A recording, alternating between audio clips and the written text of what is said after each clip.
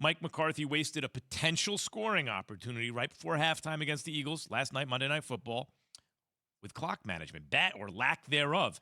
Dallas's defense came up with a stop close to midfield. With roughly a minute left in the half, McCarthy could have used one of his team's 2 remaining timeouts to attempt to get the ball back, move it into field goal range, take a 23-7 lead to the locker room. But for whatever reason, McCarthy elected not to take a timeout, let the clock wind down to 20 seconds before Philly took a timeout prior to punting.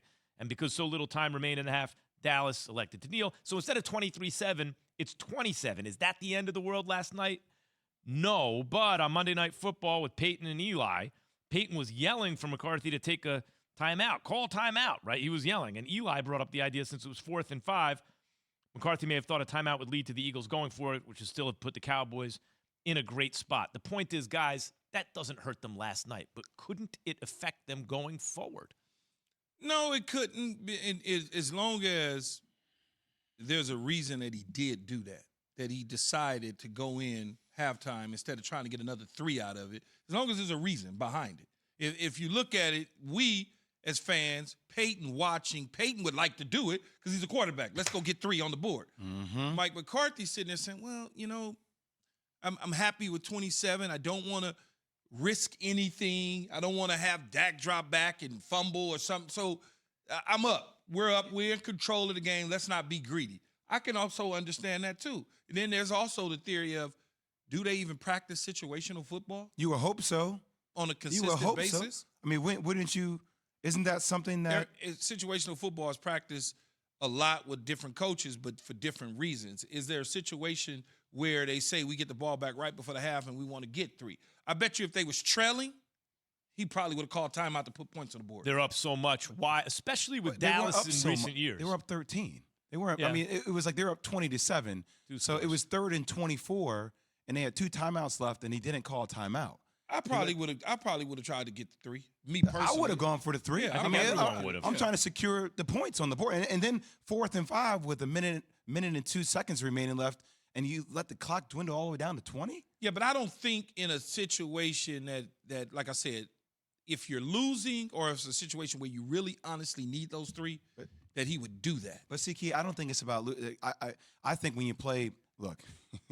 It's I don't, but it's also my habits.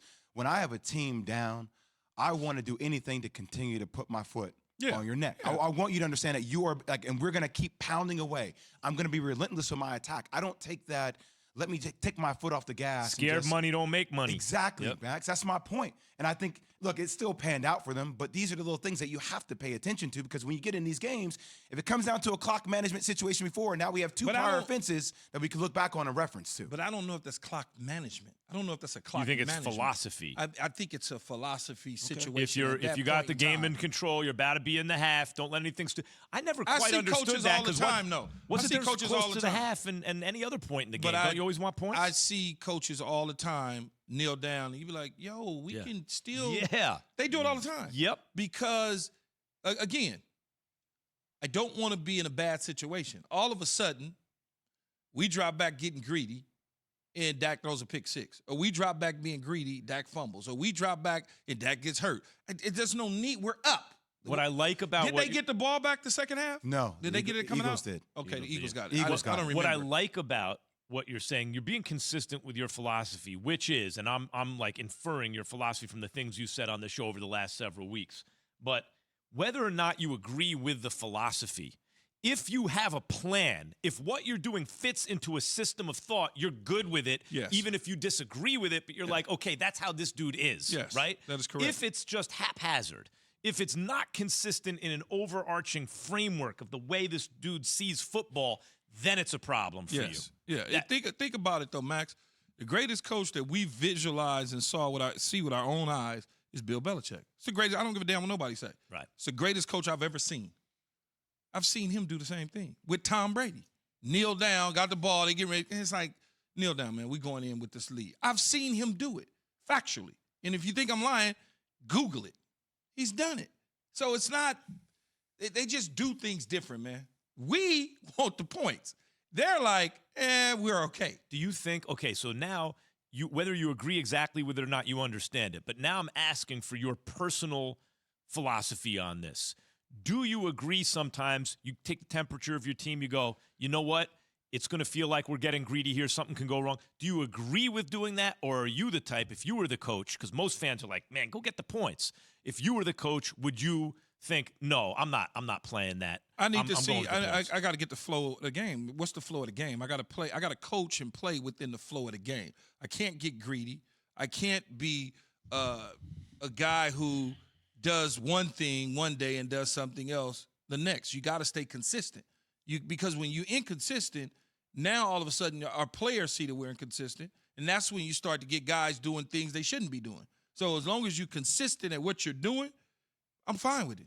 I'm fine with it 100%. That's the overarching philosophy there seems to be that it's not just a numbers game or just a purely rational, logical, always go for the points, that it's a team is like an organism onto it, like you, and it will respond to leadership and situations, and you got to take its temperature. You know how before when Dan was here, we talked about Dallas Cowboys beating the Eagles, and there's a part of people that feels like, when will that moment happen where guys like Stephen A. or other guys who always go against the Cowboys will have that laughable moment when the bottom falls out?